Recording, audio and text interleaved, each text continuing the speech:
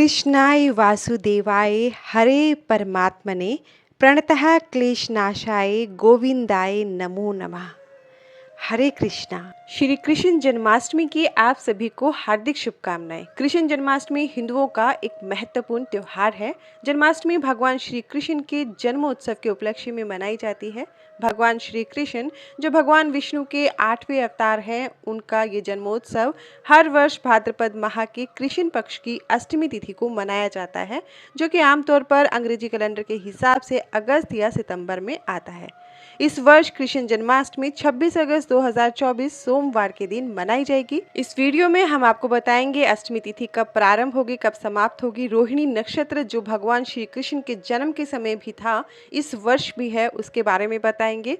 पूजा के 3 मुहूर्त आपको बताएंगे, साथ में चंद्रोदय, सूर्योदय और पारण का समय और भी बहुत कुछ बताएंगे। तो वीडियो में अंत तक जरूर बने रहिएगा, नहीं तो आप कुछ न कुछ छोड़ सकते हैं, कुछ न कुछ आपसे रह जाएगा। श्री कृष्ण का जन्म आधी रात को हुआ था, इसलिए भक्तजन उनके आगमन का स्वागत करने के लिए आधी रात तक या पूरी रात तक जागे रहते हैं। श्रीमद् भागवत पुराण के अनुसार भगवान श्री कृष्ण का जन्म भाद्रपद कृष्ण पक्ष अष्टमी तिथि बुधवार रोहिणी नक्षत्र एवं वृष राशि में मध्य रात्रि को हुआ था। इस बार की खास बात यह है कि इस बार जन्माष्टमी पर वैसे ही संयोग बन रहा है जैसा तब बना था जब श्री कृष्ण ने द्वापर युग में आधी रात को इस धरती पर जन्म लिया था। ये दुर्लभ योग है, ऐसे योग बार बार नहीं बनते हैं। साथ ही जन्माष्टमी सोमवार या बुधवार को होना भी बेहद शुभ माना जाता है। दरअसल जिस दिन भगवान श्री कृष्ण का जन्म हुआ था उस दिन बुधवार था और जन्म के 6ठे दिन सोमवार को उनका नामकरण आदि कार्यक्रम हुआ था, इसलिए जन्माष्टमी सोमवार या बुधवार को होना बेहद शुभ मानी जाती है। आइए अब जान लेते हैं शुभ तिथि, शुभ वार, शुभ मुहूर्त के बारे में। वैसे तो जन्माष्टमी के दिन की पूजा आप राहु काल को छोड़कर किसी भी समय कर सकते हैं, परंतु 3 बेहद शुभ मुहूर्त हम आपको बताएंगे जिसमें पूजा करना विशेष फलदायी है। सबसे पहले अमृत मुहूर्त जो घड़िया के हिसाब से सुबह 6:11 से लेकर सुबह 7:45 तक रहने वाला है।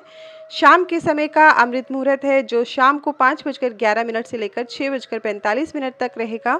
उसके अलावा रात्रि को निशिता काल मुहूर्त है जो लगभग 12 बजे से लेकर 12:45 तक रहने वाला है। ये सबसे उत्तम रहेगा क्योंकि जन्माष्टमी की पूजा मध्य रात्रि में की जाती है, तो ये जो मुहूर्त है निशिता काल, ये सबसे उत्तम माना जाता है।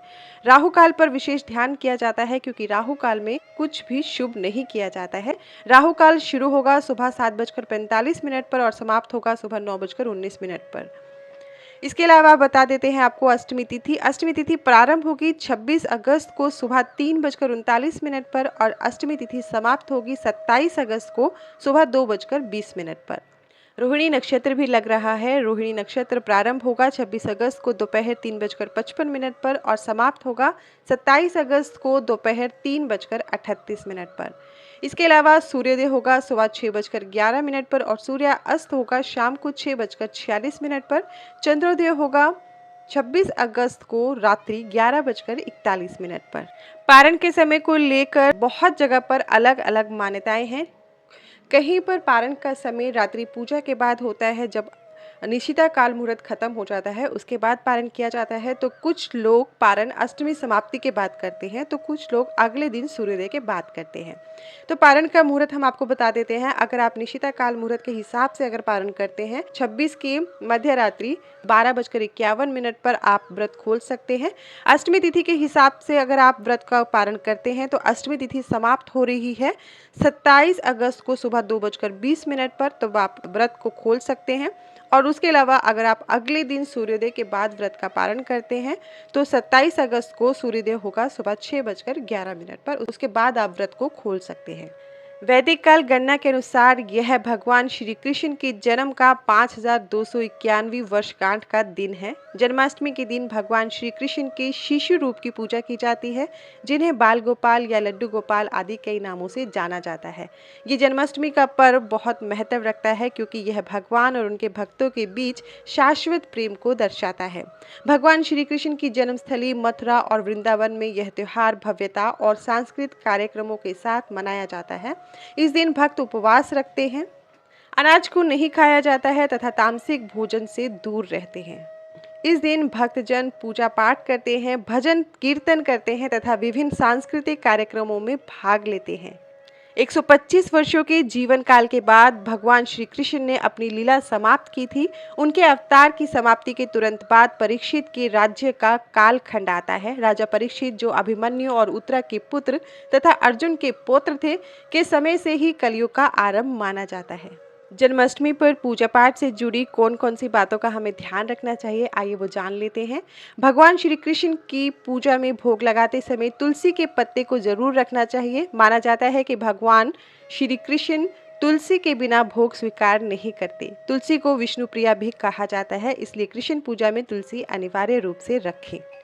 एक बात का विशेष ध्यान रखिए कि जिस दिन ये पर्व है यानी सोमवार के दिन श्री कृष्ण का जो जन्मदिन है, उस दिन तुलसी का पत्ता न तोड़े, उसे एक दिन पहले तोड़ सकते हैं, परंतु उस दिन भी रविवार है और रविवार के दिन तुलसी को तोड़ा नहीं जाता है, तो उससे एक दिन पहले तोड़कर आप तुलसी को रख सकते हैं।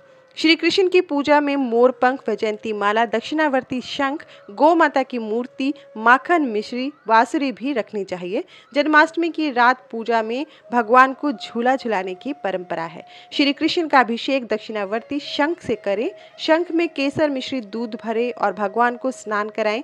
दूध के बाद शुद्ध जल से भगवान का अभिषेक करें। जल में तुलसी के पत्ते भी डाल सकते हैं। इसके बाद भगवान को नए वस्त्र, हार, फूल, श्रृंगार आदि करें। चंदन का तिलक लगाएं। भगवान को अबीर, गुलाल, मोर पंख, माला, माखन मिश्री, तुलसी आदि पूजन सामग्री चढ़ाएं। कृष्ण मंत्र का जाप करें। धूप दीप जलाकर आरती करें। सोमवार और जन्माष्टमी के योग में श्री कृष्ण के साथ भगवान शिव का भी अभिषेक करना चाहिए। शिवलिंग पर तांबे के लोटे से जल चढ़ाएं, परंतु दूध तांबे के लोटे से न चढ़ाएं। बिल्वपत्र, धतूरा, आंकड़ी के फूल आदि से शिवलिंग का श्रृंगार करें। चंदन का लेप करें। धूप दीप जलाएं। मिठाई का भोग लगाएं। आरती करें और पंचाक्षरी मंत्र का जाप करें। गौ माता श्री कृष्ण को प्रिय मानी गई है, इसलिए श्री कृष्ण पूजा के बाद किसी गौशाला में गायों की देखभाल के लिए यथासंभव धन दान कर सकते हैं। गायों को हरी घास खिला सकते हैं। श्री कृष्ण ने स्वयं गोवर्धन पर्वत को पूजनीय बताया है, इसलिए इस पर्व पर गिरिराज की भी पूजा करनी चाहिए। तो ये श्री कृष्ण जन्माष्टमी संबंधी हमने आपको जानकारी दी है। हमारे द्वारा दी गई जानकारी आपको कैसी लगती है, हमें ज़रूर बताइएगा कमेंट सेक्शन में। वीडियो अगर पसंद आता है तो लाइक ज़रूर करिए और साथ में ही अपने फैमिली के साथ और अपने फ्रेंड्स के साथ इसे शेयर करिए, ताकि वे भी इसके बारे में जान सके, शुभ मुहूर्त के बारे में जान सके। राधे राधे, हरे कृष्णा।